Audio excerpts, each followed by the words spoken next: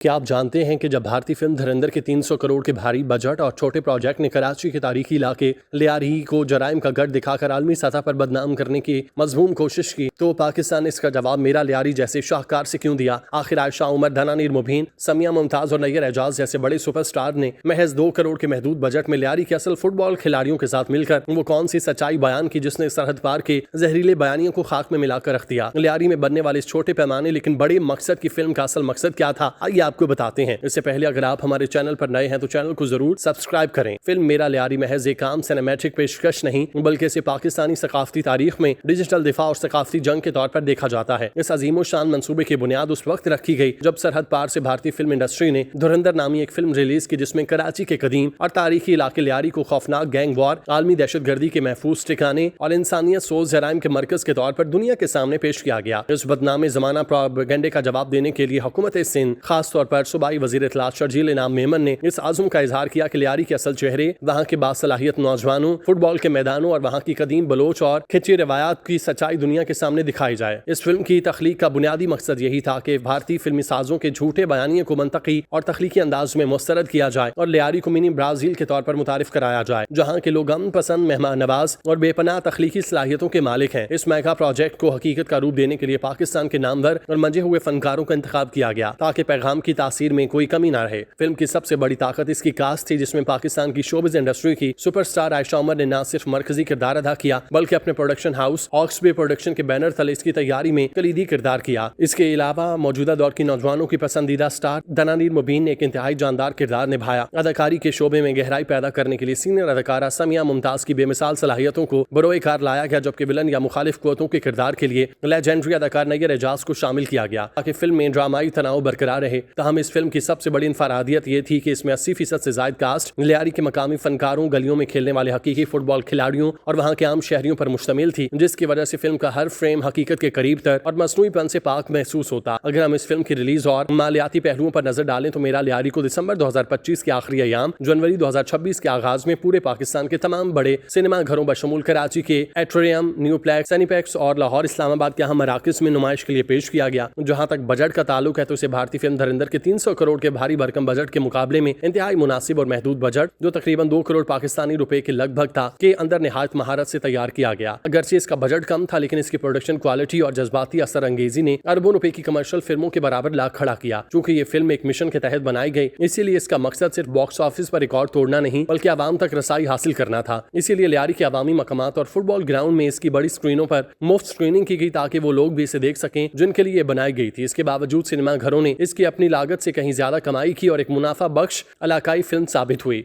अवामी तासुरात और बैनुल अक़वामी रद्द-ए-अमल के लिहाज से ये फिल्म आलमी बहस का उन्वान बनी। पाकिस्तान के तुलो अर्ज में अवाम ने इसे कौमी गैरत की आवाज करार दिया और सोशल मीडिया पर मेरा लियारी का हैशटैग हफ्तों तक टॉप ट्रेंड रहा, जहां लाखों लोगों ने लियारी के मुस्बत पहलुओं को उजागर करने में हुकूमत और फनकारों का शुक्रिया अदा किया। दूसरी जानिब भारत से आने वाला रद्द-ए-अमल इंतहाई दिफाई और बौखलाहट का शिकार था। भारतीय मीडिया, वहाँ के इंतहा पसंद नाक़दीन ने इसे पाकिस्तान का काउंटर प्रोपेगेंडा करार दिया, लेकिन जब आलमी फिल्में मेलों में इस फिल्म की सादगी, मौसीकी और सच्ची कहानी की तारीफ हुई तो भारतीय फिल्म साजों के झूठे बयानियों की कलई खुल गई। भारतीय सोशल मीडिया पर एक तबके ने तस्लीम किया धुरंधर जैसी फिल्में सिर्फ नफरत फैलाने के लिए बनाई जाती हैं, जबकि मेरा लियारी ने मोहब्बत और अमन का पैगाम दिया। इस फिल्म ने साबित किया कि सच्चाई को बयान करने के लिए करोड़ों की ग्लैमर से ज्यादा सच्ची नीयत और मट्टी से जुड़ी कहानी की जरूरत होती है। फिल्म मेरा लियारी महज पर्दा समी पर चलने वाली कोई आम कहानी नहीं बल्कि ये पाकिस्तान की गैरत, सच्चाई और वतन के दिफा के लिए ऐसी गूंज थी जिसने सरहद पार बैठे प्रोपेगेंडा साजों के अबानों में हलचल मचाई। फिल्म की बड़ी जीत ये नहीं थी कि इसने बॉक्स ऑफिस पर कितने करोड़ कमाए, बल्कि असल कहानी जज्बाती इनकलाब था जो उसने लियारी के उस नौजवान के दिल में बर्पा किया जिसे दुनिया गैंग वॉर के हवाले से जानती है, मगर इस फिल्म में एक फुटबॉलर, बॉक्सर, एक पुरअमन शहरी के तौर पर आलमी सतह पर मुतारिफ कराया। हुकूमत सिंध और आयशा उमर के इस जुर्रतमंदाना इकदाम ने साबित किया सच्चाई को बयान करने के लिए अरबों के ग्लैमर और झूठे स्क्रिप्ट की जरूरत नहीं बल्कि मट्टी से जुड़ी एक सच्ची कहानी काफी है जो दुश्मन के करोड़ों के बजट को रेत की दीवार साबित करती है। फिल्म की रिलीज के बाद इंडिया से आने वाला तलमलाहट भरा रद्द-ए-अमल और पाकिस्तानी अवाम की जानिब से मिलने वाला वालिहाना मोहब्बत इस बात की गवाह है कि मेरा लियारी ने आर्ट के जरिए वो जंग जीती जिसे प्रोपेगेंडा कभी नहीं जीत सकता था। लियारी की असल पहचान वहाँ की फुटबॉल के ग्राउंड और मेहनती लोग हैं, ना कि वो झूठ जो सरहद पार की फिल्मों में दिखाया जाता है।